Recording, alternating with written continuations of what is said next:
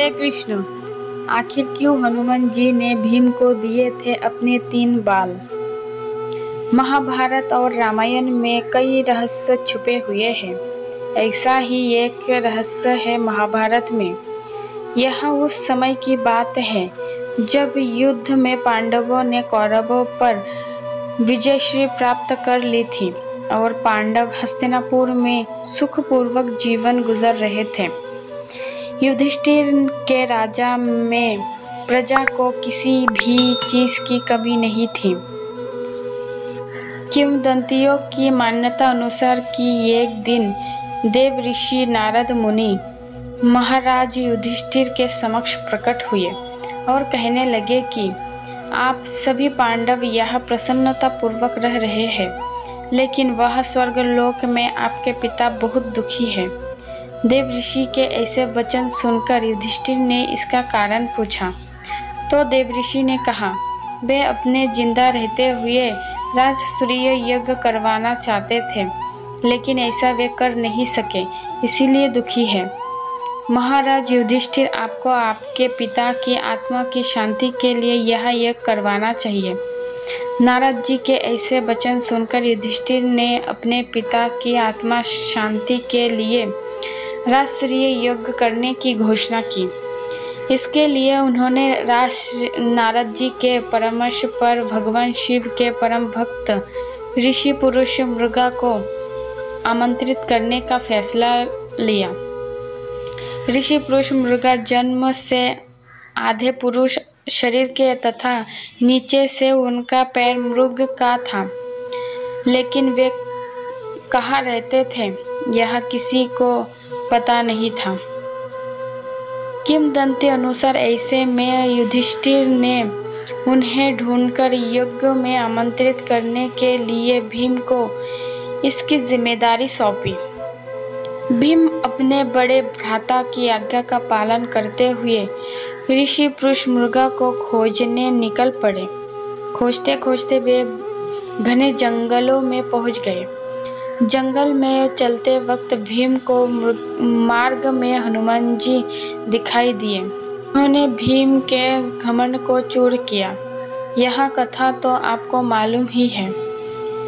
भीम भी पवन पुत्र है, इस नाते भीम हनुमान जी के भाई हुए।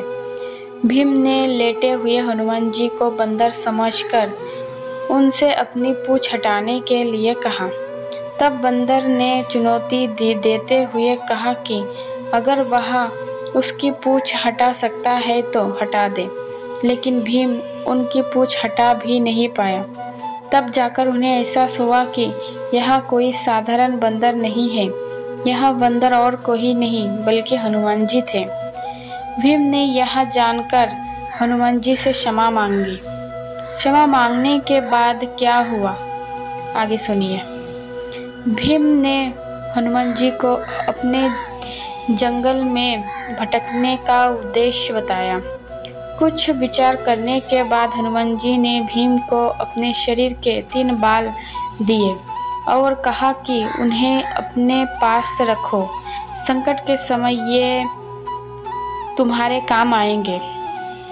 भीम ने हनुमान जी के वे 3 बाल अपने पास सुरक्षित रख लिए और चल पड़े ऋषि मृगा को ढूंढने। कुछ दूर जाने के बाद ही भीम को भगवान शिव के परम भक्त पुरुष मृगा मिल गए, जो महादेव शिव की स्तुति कर रहे थे। भीम ने उनके पास जाकर उन्हें प्रणाम किया तथा अपने आने का प्रयोजन बताया। इस पर ऋषि पुरुष मृगा की उनके साथ चलने को राजी हो गए, लेकिन उन्होंने एक शर्त रख दी। पुरुष मृगा ने यह शर्त रखी कि तुम्हें मुझसे पहले हस्तिनापुर पहुंचना होगा, नहीं तो मैं तुम्हें खा जाऊंगा। भीम ने थोड़ी देर विचार करने के बाद ऋषि पुरुष मृगा की शर्त स्वीकार कर ली। शर्त स्वीकार करने के बाद वे अपनी पूरी शक्ति के साथ हस्तिनापुर की ओर दौड़ने लगे। बहुत दूर तक भागते भागते भीम ने जब पीछे की ओर यह जानने के लिए देखा कि ऋषि पुरुष मृगा कितने पीछे रह गए हैं। तो उन्होंने पाया कि ऋषि तो बस उन्हें पकड़ने ही वाले हैं। यह देख भीम चौंक गए और घबराकर अपनी पूरी शक्ति के साथ शीघ्रता से भागने लगे। लेकिन हर बार पीछे देखने पर उन्हें ऋषि मृगा उनके बिल्कुल पास नजर आते थे। भागते भागते तभी भीम को हनुमान जी के दिए उन 3 बालों की याद आ गई। हनुमान जी ने कहा था कि संकट काल में ये तुम्हारे काम आएंगे। भीम ने उसमें से एक बाल दौड़ते दौड़ते जमीन पर फेंक दिया। वह बाल जमीन में गिरते ही लाखों शिवलिंगों में परिवर्तित हो गया। भगवान शिव के परम भक्त होने के कारण ऋषि पुरुष मृगा मार्ग में आए प्रत्येक शिवलिंग को प्रणाम करते हुए आगे बढ़ने लगे। इसके चलते भीम को दूर तक भागने का मौका मिल गया। किंतु कुंती पुत्र भीम लगातार भागते रहे। फिर जब भीम को लगा कि ऋषि अब फिर से उन्हें पकड़ ही लेंगे तो उन्होंने फिर से एक बाल गिरा दिया और वह बाल भी बहुत से शिवलिंगों में परिवर्तित हो गया। इस प्रकार से भीम ने ऐसा 3 बार किया। अंत में जब भीम हस्तिनापुर के द्वार में घुसने ही वाले थे कि ऋषि पुरुष मृगा उन्हें पकड़ने के लिए दौड़े और उन्हें पकड़ ही लिया था कि तभी भीम ने छलांग लगाई और उनका बस पैर ही द्वार के बाहर रह गया था। इस पर पुरुष मृगा ने उन्हें पकड़ते हुए खाना चाहा, लेकिन उसी दौरान भगवान कृष्ण और युधिष्ठिर द्वार पर पहुंच गए। दोनों को देखकर युधिष्ठिर ने भी पुरुष मृगा से बहस करनी शुरू कर दी।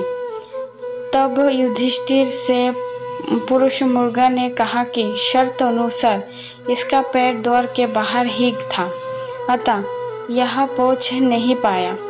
ऐसे में मैं इसे खाऊंगा। फिर भी हे धर्मराज, तुम न्याय करने के लिए स्वतंत्र हो।